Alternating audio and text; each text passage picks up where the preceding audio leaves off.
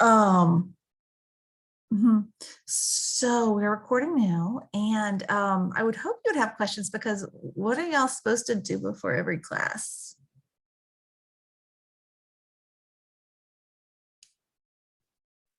Watch the videos and read the Uh-huh. chapter. And there's no module for it. That's right. And that was not a mistake. It was intentional. And so I was like, I kept waiting for somebody to email me, because usually somebody's really good about going, oh, this is wrong, this didn't work, or this is not there, or, because, and I don't know if y'all know from the professor side of instructor side from Canvas, there's that stupid little publish button, so you can get everything up there, but if you don't hit that last little button, it's not visible to you guys. It's my least favorite part about Canvas. Anyway, but it wasn't an issue of not publishing. It's because I figured we would try to talk about it in person, so to speak, in class today, since what I was doing, I didn't feel like was working beautifully. Real quick, was the PowerPoint, was it not supposed to have voice? Because that's the only one I was able to find was the one without voice. Exactly. Okay. So that's, yes, Cool. that's what we're gonna go over I'm on the right today. track. Okay, cool. Yeah, it's like this. The dangerous part for me is that if I feel like class is not working, I will be trying new things constantly. So I guess it'll be fun for y'all to see what I come up with next. It'll be a great challenge.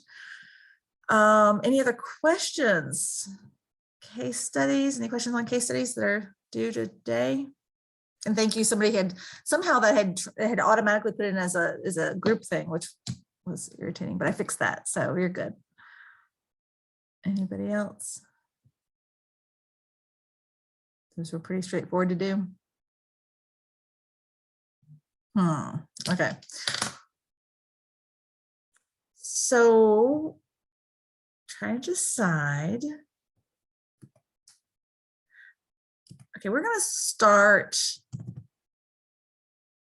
by kind of old-fashioned me talking and see how this goes. And then I might really mix it up. So while I do that, if everybody can download, if you can go into Canvas and go and pull down chapter 4. So it's available on your computer, because you're going to potentially want that, and we'll need that in just a second. Office Space moment. It's not something you necessarily want. Have you guys seen Office Space? I totally should be able to at least, I want to see more of you at the same time. If it'll let me. Maybe it won't. Darn it. No, fine. Okay, asking again. Of course, I can only see 4 faces. Nobody has seen Office Space ever. But I can't give that as a homework assignment. I mean, it's old. It's definitely the movie, not the TV show. Wait, are you talking about the movie? Like, I think I remember one scene about, did they try to bully someone to the basement and took a stapler? Am I the right movie? Yeah, Stapler. Okay, yeah. okay. I just see the whole thing. It was only the boss that was the bully there, but it is hysterical. So yes, it's worth actually watching, even though it's ancient. It's totally worth watching. Sorry. So there you go. If you ever get the urge, look it up, see what your professors, because it would be my age range. I don't know. All right. I am sharing my screen. We're going to go ahead and look at this from the beginning for at least a minute. We are on chapter 4.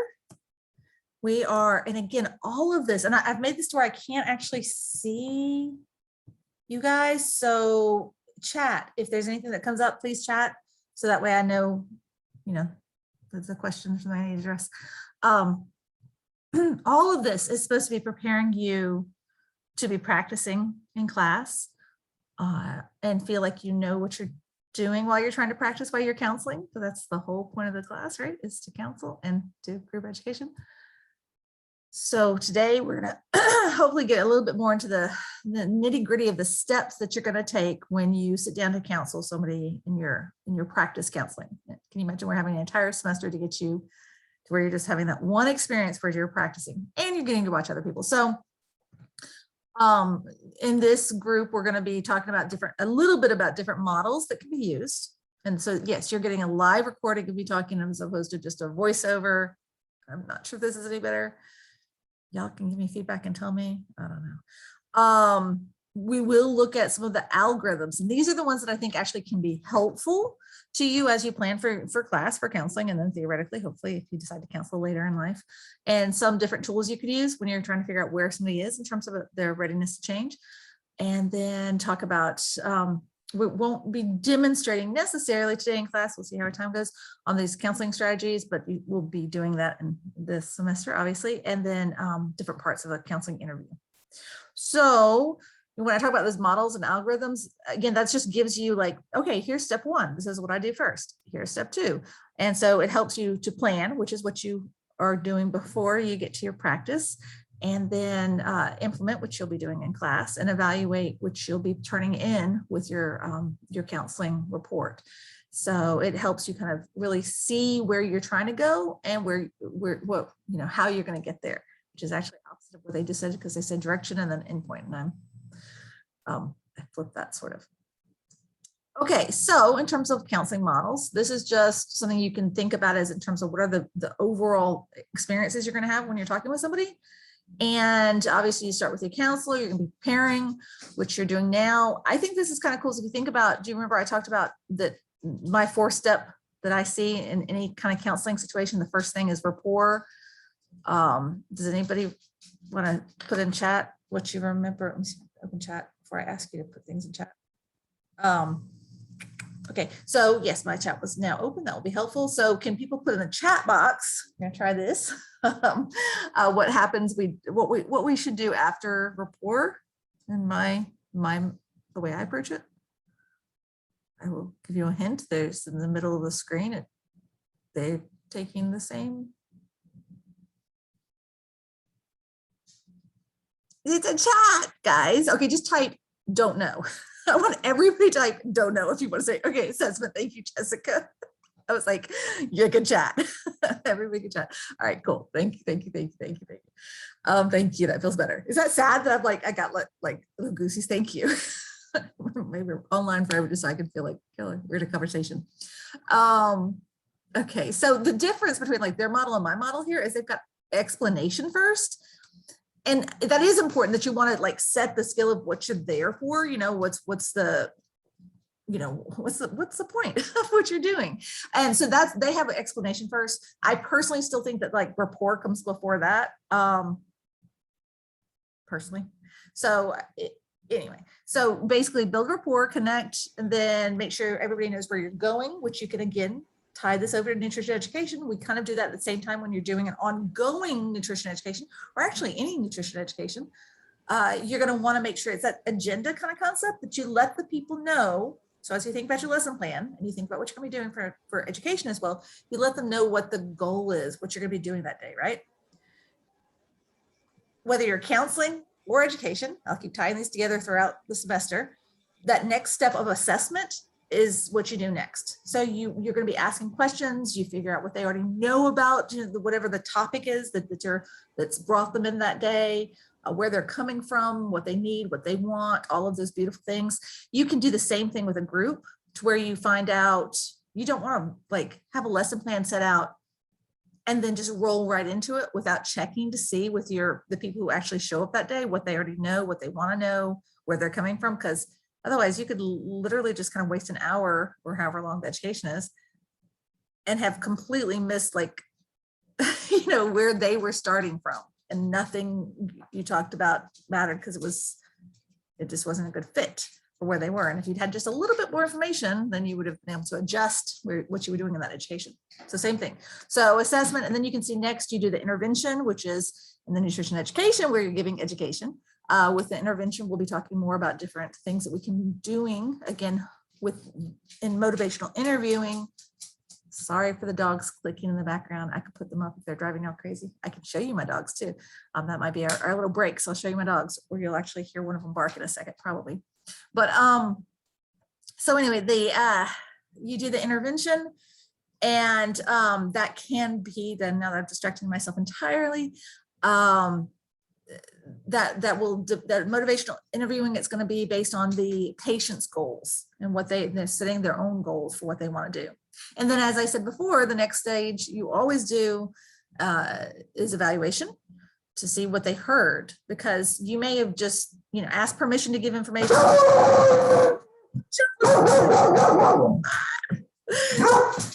Somebody's coming to the front door to drop off a package. That was so, and it was recorded. I'm gonna have to go see that live. Gosh, that scared me. Okay, no even smiley faces or laughs. I can't see your faces. That had to be funny. Not for me. That was a heart check. We'll talk about cardiovascular later. Hey, Cora, Bell, come here. Come here, Cora. Come here. Come say hi to the class. Everybody wants to see you. Come here, baby. Good girl. Come here. Come here. Come here. I give up. Teaching. This is Lily. Let's introduce Lily first because she's a good girl. Lily's the little one and she's not barking. She's wonderful. I love her very, very much. Cora, my big girl, came to us abused. Come here, Cora. Come say hi. Cora came to us abused from the pound, and it took a long time. I'm glad she came to us because otherwise she probably would have been unfortunately put down because she had some aggression issues. But with lots of love, she got kicked out of doggy basic training, got kicked out twice. But she is the most amazing love in the world, and I'm so glad she's alive and she came to us. But she's got to bark. Sorry. All right, that was fun. Anyway, thank you guys. Yeah. Yes. I do love them. So, okay, so we've evaluated. You want to find out if they've heard what you said correctly, because what if it's something like really important for diabetes and they totally misunderstood what you said, and now they're going to go home and do something that could kill them. I know that's more that education part as opposed to the counseling part, which is really more motivational interviewing, is about them exploring their own goals, and it's more long-term oriented as opposed to what we get more clinically with our short information-based opportunities sometimes in the hospital. So there are different situations there, but either way, you always want to evaluate, see what they heard, see how they're feeling, see what the plans are, and then wrap it up in the conclusion. And then you want to reflect on how you did. Obviously in class here, it's going to be formal reflection and that report you give back. But even after somebody walks out of your space, your office, whatever it is, you want to take a moment to kind of reflect back. How did that go? What worked well? You're going to do that by nature. It was like, oh, that was rough, or that was great. So let's see. We are now we're going to be talking about motivational interviewing more. And this is a nice little flow chart. So remember, this is based on the premise that motivation behind everything is what leads to behavior. And so in this, it's actually broken down to even just three levels. Level one is when an individual is not motivated at all. They're not ready to make change. And so that's where you need to meet them, is where they are. Level two might be they want to, but they're not sure if they can. That self-efficacy is really low. Whereas a level three might come in and they're ready to make changes. They're totally right there. They're confident. They're like, let's go. I'm here for information. I'm here for different skill sets that I'm trying to get from you. So how your counseling session is going to go is going to depend on where they are. So what I'm going to ask you all to do right now is to think about your person you're going to be. And I'll give you, I guess you can't decide entirely because you're going to want to read the background. But as you read this background, I'm going to email out to you. That's your character you're going to play. I want you to think about, am I in a level one, a level two, or a level three as I come in for my counseling session? So that's something you need to decide when you're playing the client. I want you to decide beforehand which level you're at. While we're watching these sessions, I want people to be able to document, which level they think you're at. So we'll be able to see, whether you're expressing what level you're at. And if they all caught that, or if they thought you were in a different place, it'll be kind of interesting. So we're not checking your acting skills, don't worry. But I still just want you to make some choices before you come in. Now, when you are establishing that relationship, this goes back to some of those terms that were from the last lecture that was recorded, that attending, reflection, Legitimation, which I still don't like saying that word, legitimation, support, partnership, respect, all those things are important. So at the very beginning, now that I do have my favorite word of rapport, you're going to be establishing rapport. You're going to be setting the agenda. So these are things we're looking for you to do. So when you're practicing your counseling, we want to see what you're doing to establish rapport. And then we're going to kind of, see if that works. Then we need to hear something where you're going to set the agenda for that counseling session. And that's not just you get to decide, that's you with that client. Sometimes you have to go back and forth and see what they're looking for. That's something that may have to be adjusted based on need. And make sure you're inviting input there is why they put that there, because you may think you have an agenda that you're going to use for your counseling session, but your client might surprise you even in class. So make sure that's the next thing, that as the client, not only are you going to know what your level is, but I want you to decide beforehand, why are you there? What is your agenda? What do you want to get out of this? There's not going to be a time that you're going to be talking with somebody who hasn't, even though they haven't thought about it the way we're doing it for class, but doesn't have a reason why they're in your space while they're interacting with you. There's something. So as a client, I want to see you need to know what what is your agenda? What are you there for? So you may actually readjust the counselor's agenda to fit yours, because you may have decided something else. And as a client, you get to drive the situation. Okay, so then we move on to the exploration education phase. And this is that assessment. You're going to have some information already documented, obviously, but we're treating that like that's information that already came in that's in the records. So you're still going to want to gather information during that assessment phase on their food behaviors, activity patterns. What are the problems going on right now? Where's their skill set? What kind of resources do they have? So each of these are all things that you need to be documenting as like, okay, what am I supposed to be doing in class? This is what you're supposed to be doing when you do your counseling session. So you want to make sure you go through these things, make sure you have questions ready to ask to be able to explore these things. And as a client, recognize somebody's going to ask you these things. So you can always think off the top of your head if it's not in your, in your case study that's already written, but you might want to make notes to your case study when you get it. Expand on some of this, to know if somebody asks you what you ate for breakfast yesterday, you're going to have an answer that fits your case study, or how physically active are you usually? What are the problems again, and skills and resources? Okay. We're going to be watching for things that we want to see all the time with counseling, where you have that non-judgmental feedback.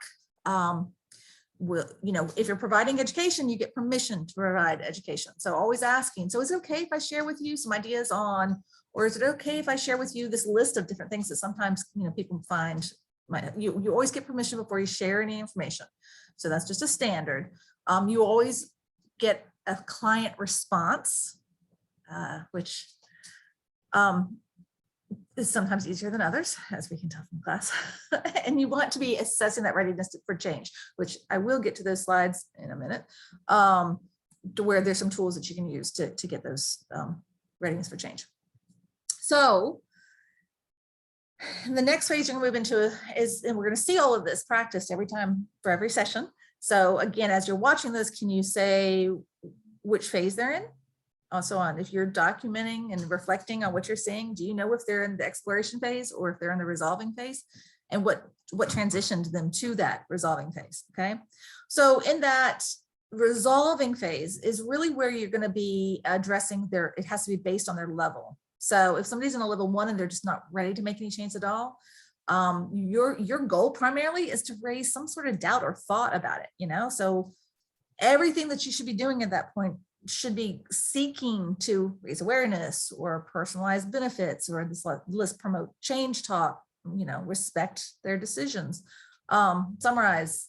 Sometimes we can offer professional advice. If they say yes, we want to hear what you have to say. You can see how if you have as a counselor have assessed that somebody's in a level 2, then your goal should be with that rest of that counseling is to build their confidence up. And then here are some things that you can do, some things you can explore. You would be asking questions that, keep it in this line.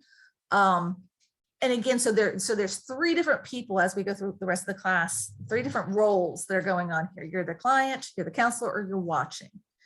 for all three of those, you theoretically should be able to say at any point, if I stopped and asked you, or if you're filling out a paper, you should be able to say what level that person is in.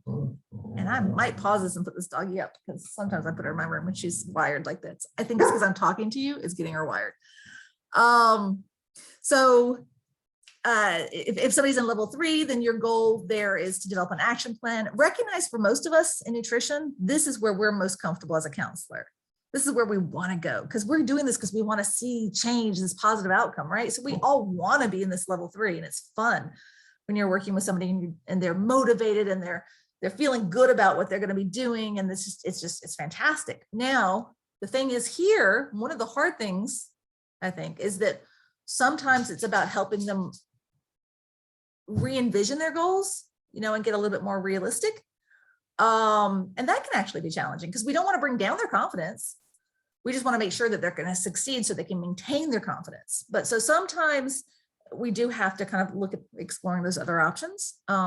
And so we're definitely going to want to see that. So if you're a client and you can decide this coming in as a client that you might come in as a level 3 and you're going to be all about all these things that you're going to do. And so you're kind of setting your counselor up, to be honest, to show us that they can help you explore and redirect and come up with some things that are probably going to be more, and actually could even be, what if it's an accuracy thing that I did have one time in a nutrition education class where, okay, I'm going to share this with you so you know how bad it can get. And this is years later, and it's actually at a different school, so we're totally safe, but they put together a nutrition education lesson plan for caffeine and middle schoolers.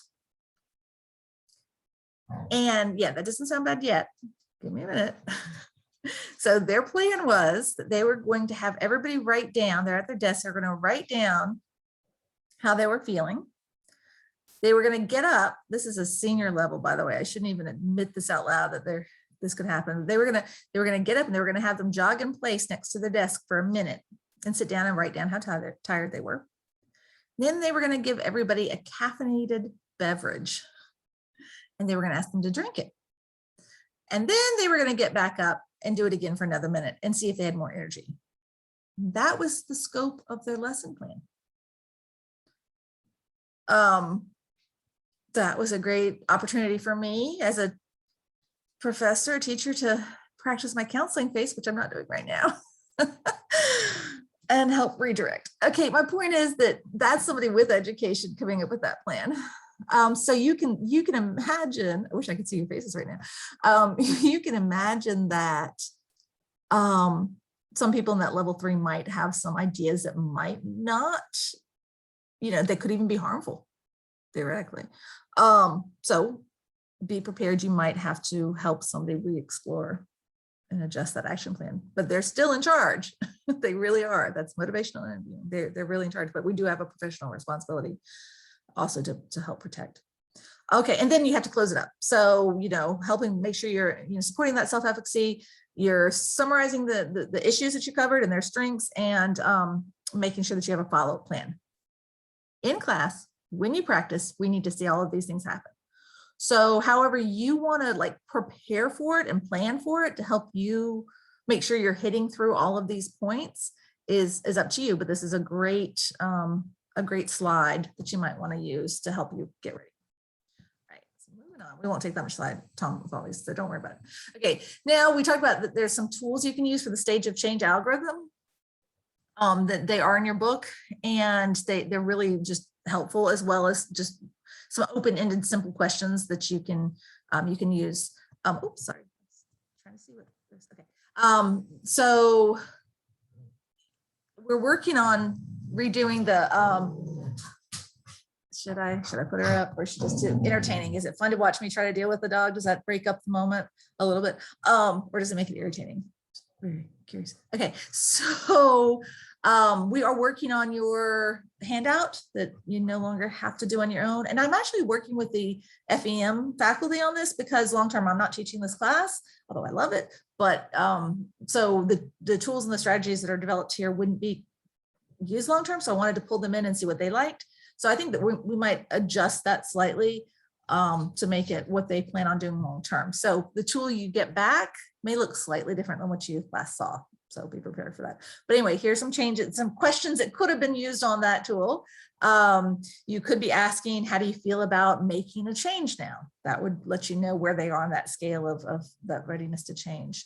So you could say, for another example here, is when you think about changing food habits, now some people might feel ready, others might feel like they need time to think it over, and some people feel ready to start making changes. Oh, not feel ready, sorry. Teaches me for reading. And not others may feel like they need time to think over, and some people feel ready to start making changes right away. What are you feeling? Now, that's another question you could use to figure out where they are.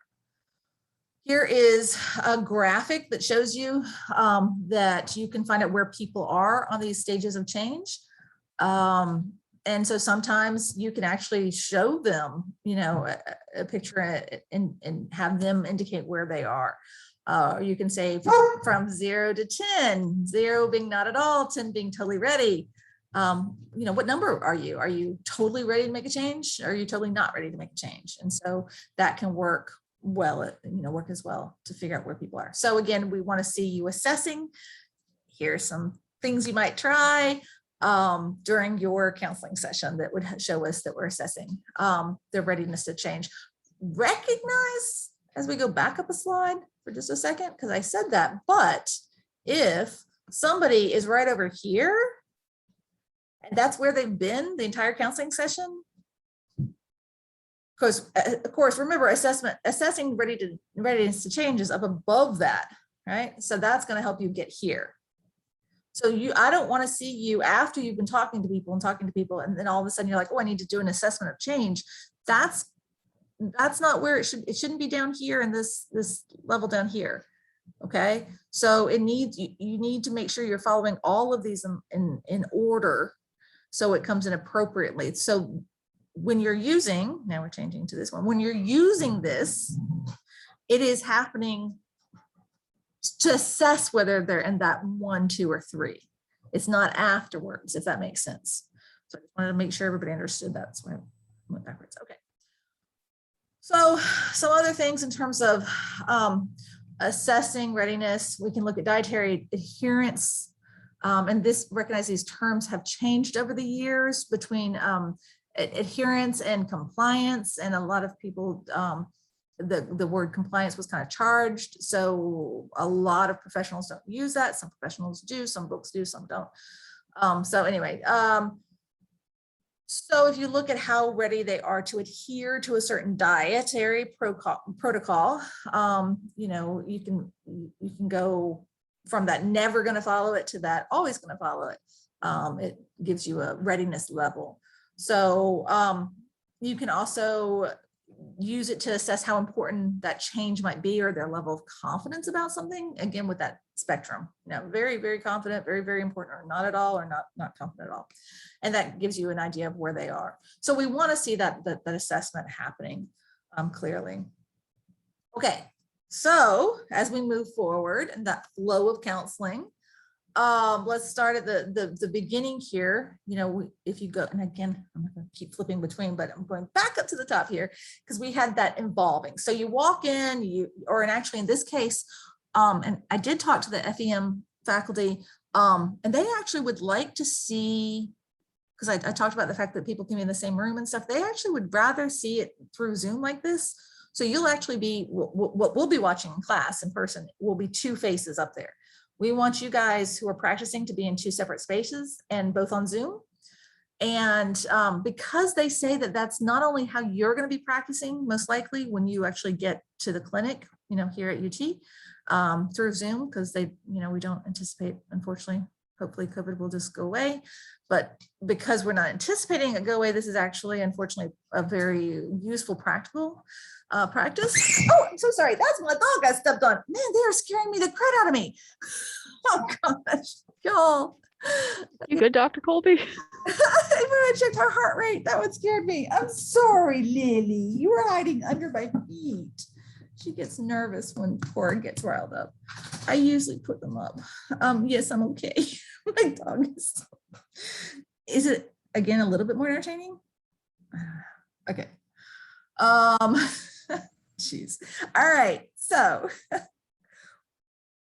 they want us to do it where you're on 2 screens, and because that's what that's more realistic for what you're gonna be doing in a clinic at Cherokee. And they unfortunately see that. So by that, do you mean like telehealth services with Cherokee?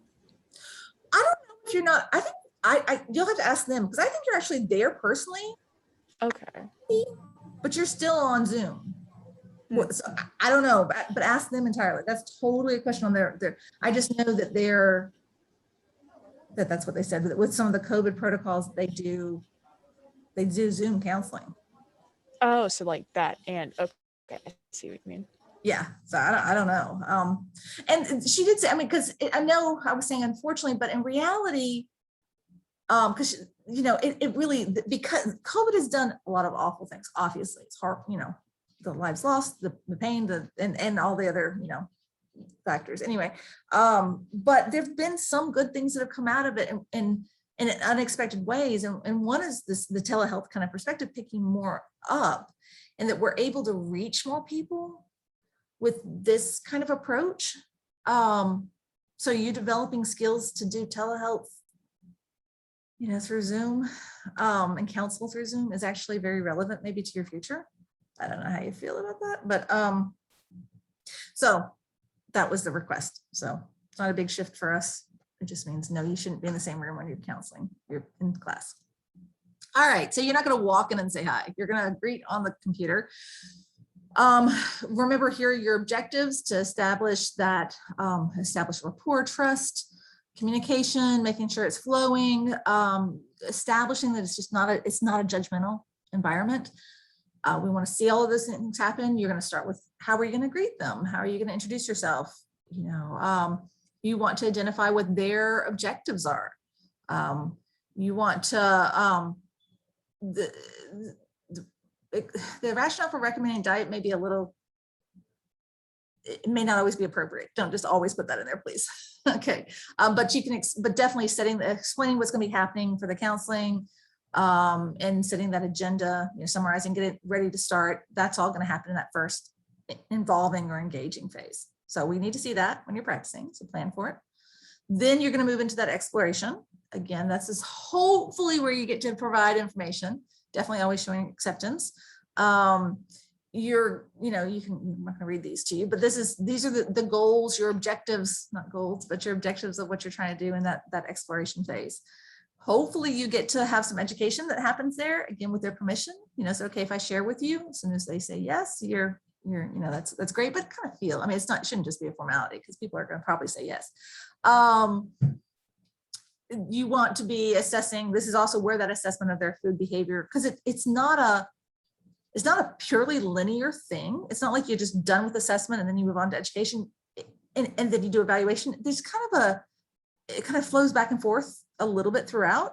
So like if I give you some information, because you've given me permission, I'm then going to maybe check then to see what you heard, what you think, what you feel about it, what problems might come up, what are the barriers that you might see to that, and it gives you a chance to kind of then cycle back around. So just recognize it's not that linear, and you do want to be assessing their readiness to change, and it may come in layers of different topics.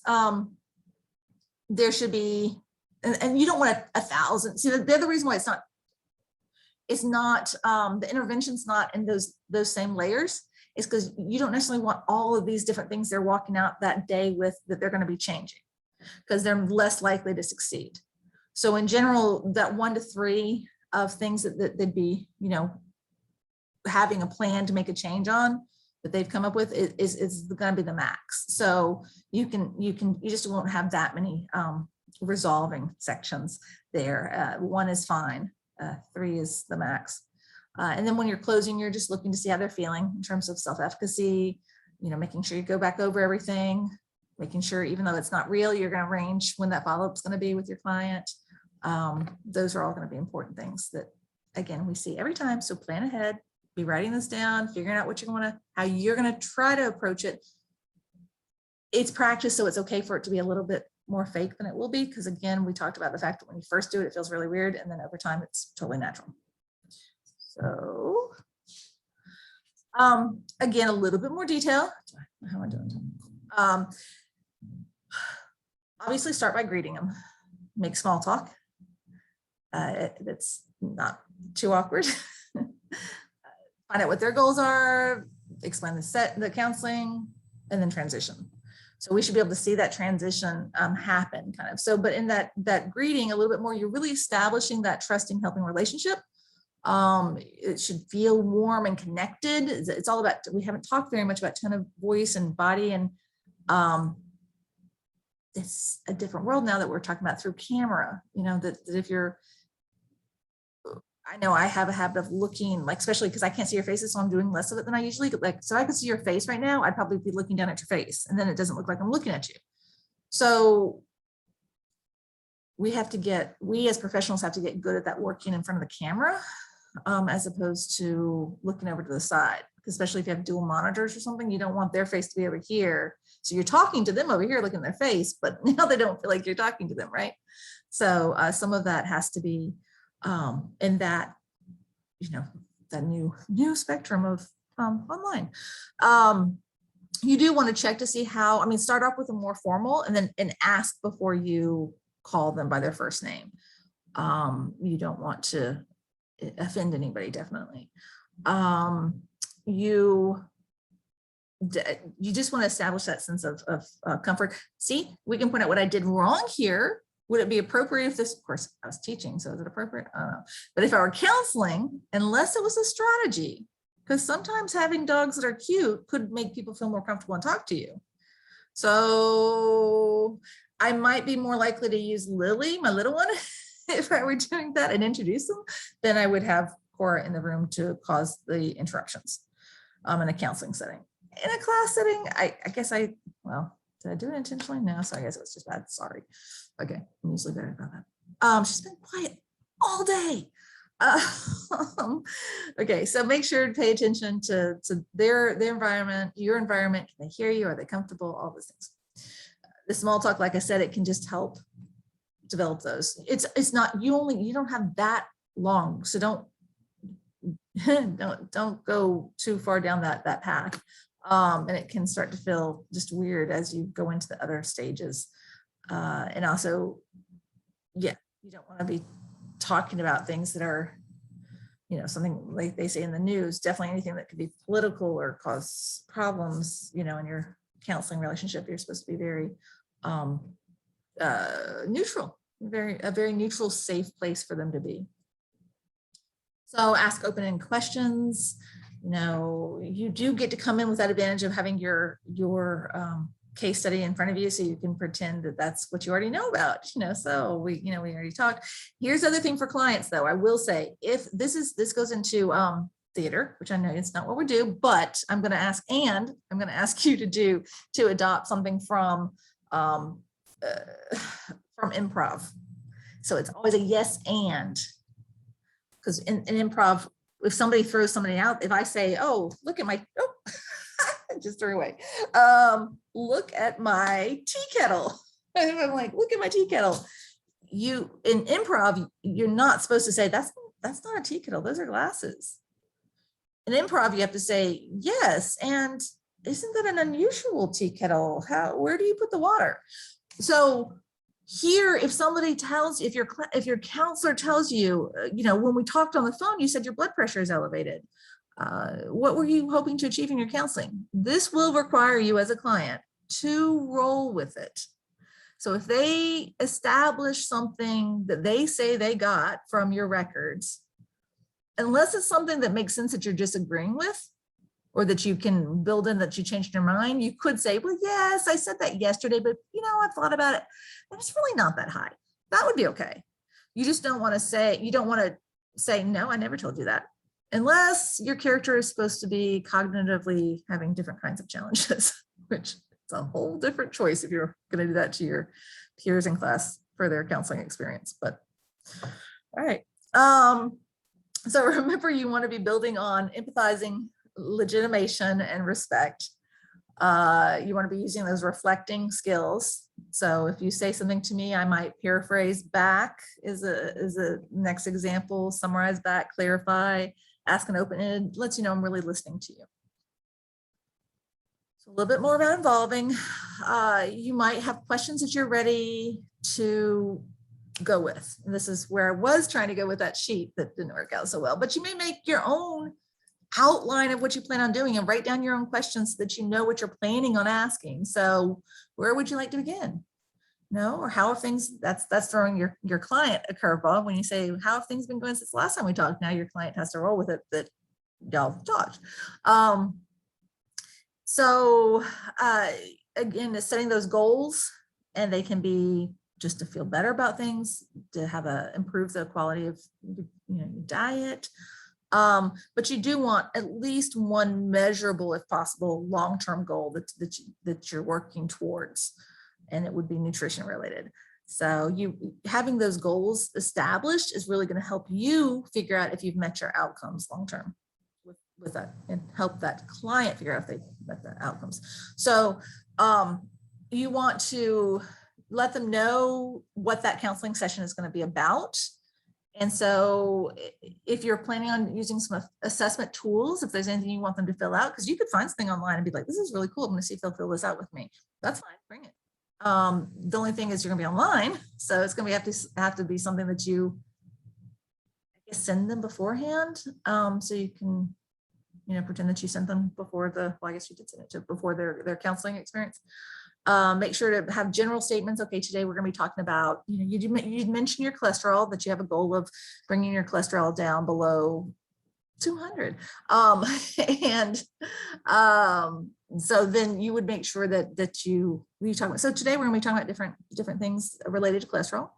And so the survey of possible interventions is phenomenal. Again, I don't like that they put it here because I feel like it comes later really, but I think that having a list of things that work can work with some clients if they say they want to hear it and if they're interested in hearing it. So it's like you would have, if you're going to be working with somebody with diabetes for our case study, right?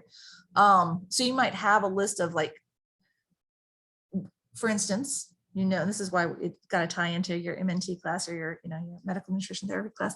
That looking at the evidence base around diabetes, that if somebody's walking even 5 minutes, 10 minutes, 3 times a day, that can help lower blood glucose levels. So that could be one option that you have in this long list of things that have been found to work for other people, right?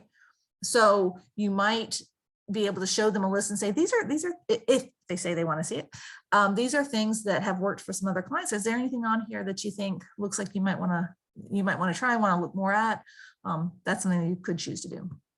So all of those things are going to, in a real setting, you definitely want to go over the fact that how often y'all are going to be communicating, or how often you're going to be meeting. Is it once a week, once a month, and that anything they say is confidential, and that sometimes you go over an agreement form so that you're all on the same page the first time you counsel somebody and everybody signs it. And then just understanding what are they hoping to receive from you. So that's all involving. Sometimes you will, if somebody's there specifically about weight, that you can talk about monitoring it. The research is mixed here in terms of the benefits and the drawbacks. There's really, we're going to talk about it in just a second, but there's interesting mix there. So it depends. I think that a lot of it depends on the individual and whether or not that's going to be helpful. Beyond just weight, to some of the things that can be helpful to monitor progress and outcomes is waist circumference, because we know that's actually a better indicator of health risk. Can use percent body fat or blood pressure, A1C levels, cholesterol levels, all of those things. Okay, so do you want people to weigh or not?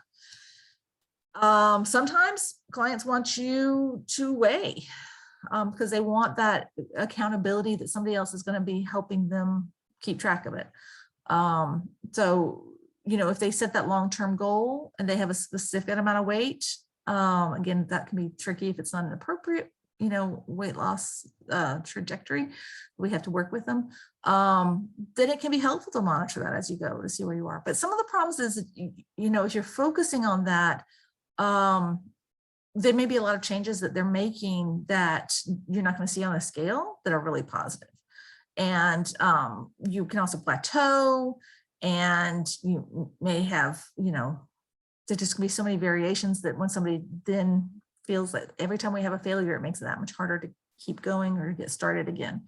So you also want to recognize that if you start off a counseling session, so if you're weighing in every time and you start off and that person didn't lose weight, that's going to change everything, how it's going to feel to talk from then on. So there's just, you want to think really carefully and work individually and make good choices there if you're going to have weighing as a part of your practice. Make sure to set the agenda of what you're going to talk about, repeating. So going back to nutrition education, the more you hear it over and over, the better, theoretically. And so you're going to see, I'm so curious. I can't see you guys. Are y'all asleep? I have no idea. For all I know, you're asleep. Not as much fun for me at all because I can't tell which way. You want to make sure to review what you're going to be doing. If there's a specific, like the cholesterol I mentioned, if that's what you're focused on, that you're gonna, whatever your specific food habit is that you want to address, and this assessing where they are in terms of readiness to change and setting that goal is going to be important. So the other thing is make sure I mentioned about taking notes before, that if you're in some hospital clinical settings, the notes in the system are pretty short and you'll just have to check wherever you are, what the legalities are of keeping your own notes. I always had my own notes because I was allowed to. And so I'd have more detailed information that I would remember from the last time we talked. And I would always review that before I'd see somebody again. Your brain may be better than mine. Of course, I was a lot younger then and I still wanted to review it. Especially when there's lots and lots and lots of people you're working with. It's not that you don't care. It's just, you don't want to lose those, those facts, those things that you talked about, and then prepare as needed so that you're ready for that meeting. And so, okay, now that we've gone over all the basics, let's explore more and explore your needs more in greater detail. So we can see clearly you're moving on from involving stage to the exploration stage, where you're trying to understand what's going on, what are their problems, you're trying to figure out what can help maybe overcome those problems. Are they ready to take those actions? This is where you could be providing some educational materials and experiences, potentially, hopefully, if they want it, always non-judgmental, so that they can keep talking. Because again, they tell you they ate the whole cake. If your face shows a change, they're going to stop telling you the truth. And the same thing is true, though, if they tell you they had broccoli and you're like, oh, so excited about that, then they're going to feel pressure. Are they going to be willing to tell you what they had 3 pieces of cake afterwards, after dinner, or are they going to feel pressure to keep you happy? Because we want to please. So you want a more neutral counselor expression that you're reacting the same to the broccoli as you're reacting to the cake. So very important to keep them going and keep them feeling good about it. So you want that equilibrium there. So again, all your education is going to be tailor based specifically on what they need. And we're not going to even spend as much time as you hopefully would in a first time working with somebody, because you don't have that much time for class. And it's going to be smaller pieces of information. Remember, I said you can only really remember up to those 3 things. And then as you go from there, it can be geared toward meeting their needs as you assess every time. So that very first time, a lot more detailed. So you want to make sure you're not going to just keep going back over, kind of like I'm doing right now, the information that you already got on the assessment forms. And so you want to collect more information, avoiding any kind of judgment, negative there at all. And you also don't want to just like keep asking questions, because that can be a barrier to getting information, and that's going to keep them from being engaged. So about 10 minutes is what's recommended for open-ended questions, and then reflecting on that before you really get into that more structured assessment. You will have to modify that for this class, obviously. So some of the things you might be assessing is their concerns with their current eating behaviors, how they feel about changing it, and how things have gone for them in the past. Did it work out well? And have they worked with a counselor before, and how'd that go? And then were they in Weight Watchers? What are the programs, have they tried? What were their experiences? What were the challenges? What worked? Sometimes focusing on what worked is really important. And then you're picking what they actually want to learn more about, but we don't just give it to them. We find out from them what they want. So here's something you can use. So if you have takes about 6 to 8 minutes, you can look at the typical day, and that helps the client, really shape and drive that assessment, and they get to tell their story. So tell me about your life. Tell me about what happens in in an average day for you. What does it look like? Now, again, as you hear this, you are all going to be clients in this as well. Somebody may ask you this. So some of you may be just brilliant at ad lib and, just going off the top of the head and can come up with it, no problem. Some of you might want to actually think about it beforehand and write down what your pretend client's day might look like. So you've already, decided that and read over it, so that when they ask, you can be like, well, in the morning, I usually wake up really early. And then I have to take care of 8 kids and then 4 dogs. And whatever it is that you're doing. Sorry. All right. Make sure that in this, we're giving non-judgmental feedback. Can I say that a few more times? If it's really long, kind of like this now, normally we would be stopping and asking for feedback to make sure you're understanding this. For all I know, I'm talking to nobody because you all got disconnected because I can't see you. You also want to make sure that you're talking and hearing their thoughts. So when we're watching this, and maybe you're watching this later because you're all gone now. I don't know. I'll find out in a minute when I get out of here. And you're hopefully watching this as a recording then later, that you would know if you're counseling and we're watching you and you've just been talking forever, we haven't heard the client talk in forever, we know there's something not going well in this session. You want, even if you have a lot of information to give, you're going to be getting that feedback and that engagement throughout, opposite of what I'm doing now. And then definitely you want to be figuring out what's next, what they're doing well, what's motivating them, so you'll have identified what needs to be corrected, what they want to correct, and you can reflect that back, and then you want to hear back from them that what you've understood is correct, that summary is correct. So, you want to be careful, because if you're asking for advice, then that kind of makes the client feel like that they would know what would work for them. So that's a good thing, right? There's that fine line of, and it depends on the individual how much they're going to want to still feel like they're in charge. Everybody wants to feel in control of their own world. Everybody, not everybody, but most people. And then assessing, you want to be able to move on to assessing their readiness to make that change. All right, so this is just a repeat. I won't go through this. This just shows you, these are the tools you can get to after you have figured out where somebody is and their readiness to change. Then these are your goals. This is your major task. And here are some approaches you could use when you're practicing in class. So again, recognize that level 1, they're not ready to make a change. You're just trying to raise their doubt about what they're doing right now.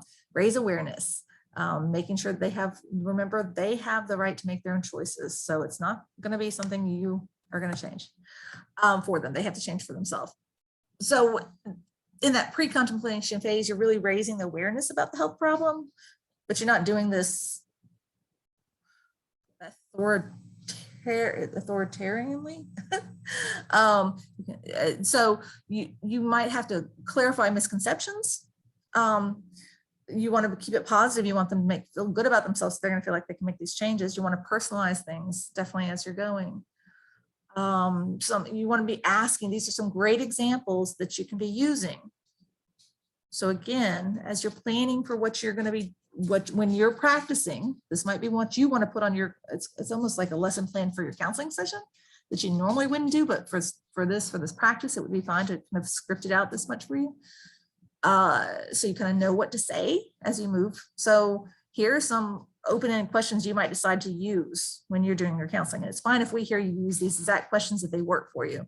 So would you be willing to continue our discussion and talk about the possibility of a change in your food habits? That'd be a fine question to ask if it's if it's appropriate in the counseling storyline as it's going. You might ask, what do you believe will happen if you do not change the way you eat? So these are questions you can choose to pull on from that toolkit we were kind of talking about. Then remember, you're going to summarize what's been said And, you know, if they're giving you, it might be a summary of reasons not to change before you give that summary of reasons to change. And make sure to leave it on a self-motivation. Anything they say, grab a hold of. So if your client gives you something that's positive, that's motivation, hear it, use it. And then ask, did you get it right? You know, ask if it reflected what they were actually trying to say. So we want to see that, by the way. That's a step. You're asking, what do I do in class when I do my counseling? Hopefully you're making notes. These are things we're going to check off that we want to see you have done. We want to be careful. We're not supposed to, you know, give other professional advice that's not appropriate. It's only when it's about motivating the behavior change. If a client asks for advice, sometimes you can ask permission to give advice, but always recognize your client is best. They know what's going on in their world more than anybody else there. They are the expert there. You can offer to give your education materials, but they could say no. And if you've developed your written materials for class that you're going to be graded on, that's fine. If they say no, it won't hurt your grade. Okay. They're just giving you a great opportunity to practice your counseling skills. So make sure that they know you're there to offer support, and you're here to that guidance and support, and you're just here to be a tool, you know, that they get to use to reach their own goals. Sometimes letting them know what other people have done and succeeded with can help them feel good. Sometimes it can help them feel defeated. So we just want to read the situation well. And if somebody's not willing to make that change, and again, you can't make them make that change or make them want to make that change. That's okay. You can leave it open that if you ever decide, you know, I'm here for you. It doesn't have to be today. Anytime you change your mind. All right. So now level 2, we're going to go through this more rapidly because I'm going to run out of time. But I'm hoping you can see that you're going to be able to use these as tools. So if you've assessed your person, they're at this stage, you now know what your goals are, your tasks are. Here's how you can get there. So if you're trying to raise awareness, for instance, here's something you might give them some simple facts. Here's some examples you can use if you're exploring confidence. Here's some examples you can use, you know, for if you're exploring the barriers based on what they've said. So it is like the most complex story, you know, change the end of the story by your decisions. It's like, you know, it's a very complex version of that.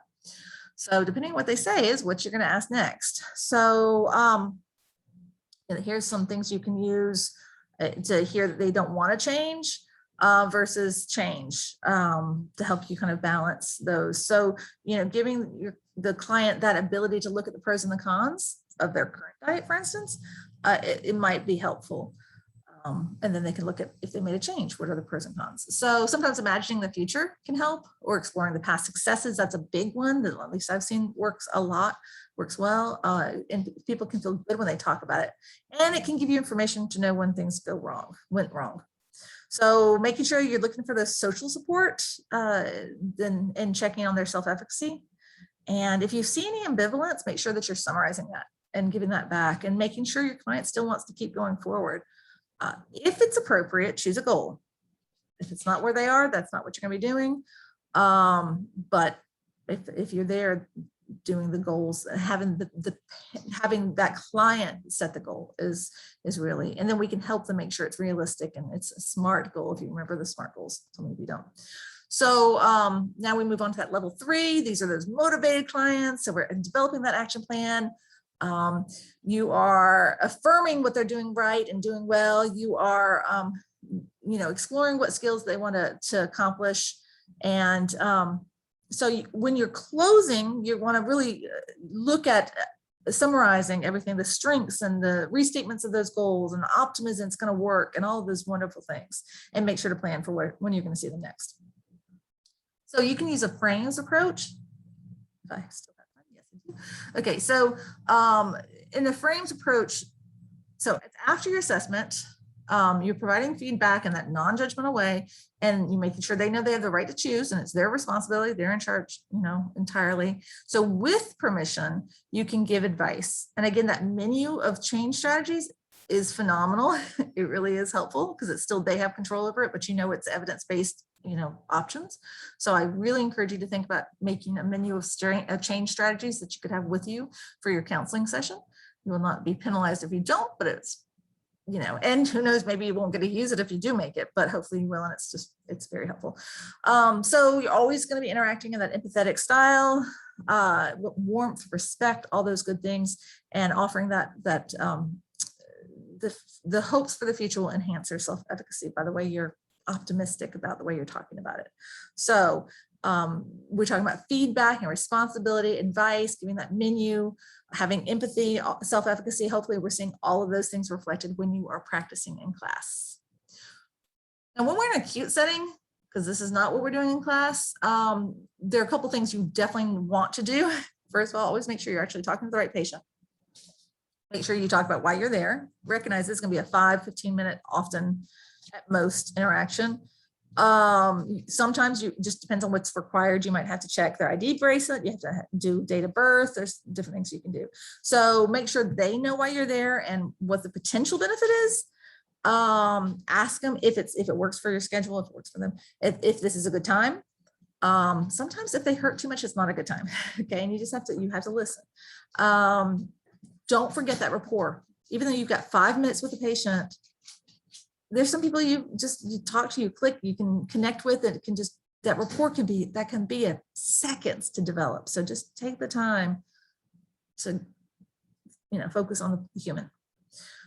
Make sure, so just going over, explain sorry, this is something we could be doing in class. This is not, I was like, wait, this is not something I was going to talk about.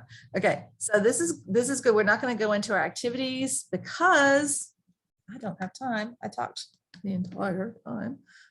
So what I would like to do is stop sharing. And in our last little wrap up, figure out if you have questions. I know this is such a weird class because it's like, it's almost like, okay, this is so easy. There's hardly anything I'm doing in class, basically. I mean, like hopefully the case study felt totally easy to do, right? And it comes down to where there's one time you're practicing and there's no reason for anybody to be scared of a grade. I mean, seriously, nobody in here should have to worry about your grade. That's not the point here. So it seems like it's a really simple class that I come, I do some reading, we do some talking, and I practice once for counseling, and I do a group education. But the weird dichotomy is that at the same time, what you're practicing is so stinking complex. So that's why like that's 15 pages that I gave you to fill out. It's like, okay, so that did not go beautifully. We're going to adjust, right? But it's because all of these steps are what you're going to be doing in that short time that you're with your, you're practicing. Don't get nervous about it. It's okay. It's a practice. It's just that we're trying to go step by step so you can see how each of those things are going to be things you're going to have in class. So that really is going to be on you to kind of think through. The homework is not something you turn in, but it's something that's worth doing, because it's going to make it run smoother if you think through, you apply, especially this, I'm sorry I talked so much and it wasn't interactive, but I'm hoping it helped you to kind of see how you can start to write out what you think your counseling session could go, and run through questions you might ask. Remind yourself, oh, I'm supposed to make sure I've assessed, make sure I'm moving into this stage. Those are all things that you need to be doing on your own as homework. That's not something you turn in. Does that make sense? Questions. What kind of questions do you have for me? Not minimize that.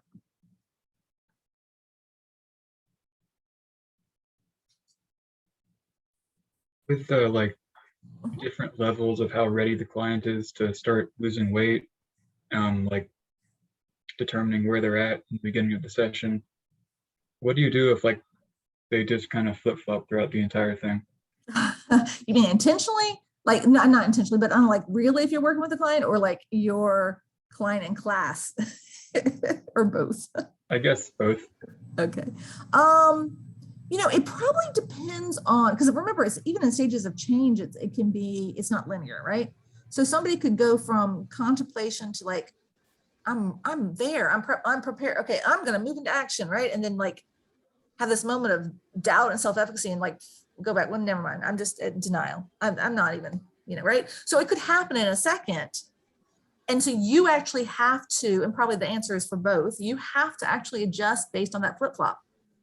So if somebody is in one stage, if they're in stage 3, and now they're all of a sudden like stage 1, you just have to stop, back up, and redo at stage 1 and start and going, always be appropriate with where they are in that second. You know, if somebody is, if in real life, if somebody really is all over the place, I mean, like really all over the place, then you that's probably a time that you might want to talk about scope of practice. You might want to refer them. They might need counseling of a different sort. So sometimes what we'll find is this is really not nutrition based. You know, there may be some real other mental health issues that probably should be assessed first. I mean, you might have somebody with schizophrenia that comes in, and you know, that's what is appropriate nutrition counseling there can depend on where they are within that, you know, disease process in terms of medication and health care and all of this. I'm just saying there are times where referral is going to be the answer at the end, if it's outside of our scope of practice. But always just match where they are. Great question. So what if we aren't able to tell exactly their level of readiness to change? Like we just get information that this person has diabetes and not much else. So it's really hard to tell who that character is and their intentions. What if that Great happens? question. Yes. Okay. You're talking about when you first get just a written case study? Yeah. Listening to you now. Yeah. You shouldn't know you might guess which level they're in, but that's not something you're going to know until you actually assess them while you're counseling. Okay, So so we'll know like during the actual during the counseling. Zoom. Yes. Okay. Yeah. Yeah. And you know, you can guess you think this is where they're going to be, but again, your peer might surprise you, or like Nathan said, they may flip back and forth. You know, Okay. So it's up to the interpreter to kind of flesh out this person. yes, and that's where those Okay. exploratory questions come in that were on that sheet that hopefully you will have examples for before you have to do it. Okay, great. Yeah, just explore and explore until you're confident. And you may get stuck on that phase. If you can't figure out where they are, you need to stay there until you figure out where they are. So you need to be able to ask questions to, you know, suss that out, because you need to know before you can move forward appropriately. These are excellent questions.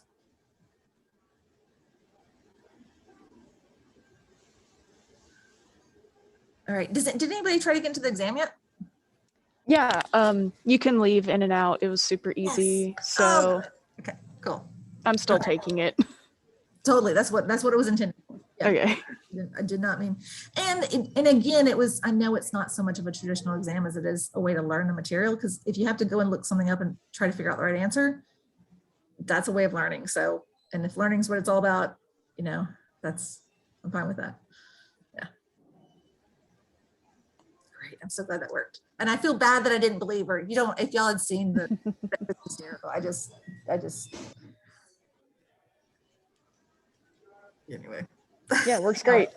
And now I feel really bad. I really didn't believe her. Okay. Okay. So, I mean, oh no, it's not her. I didn't believe it's technology. I don't know, whatever. Other questions about what needs to be done in class?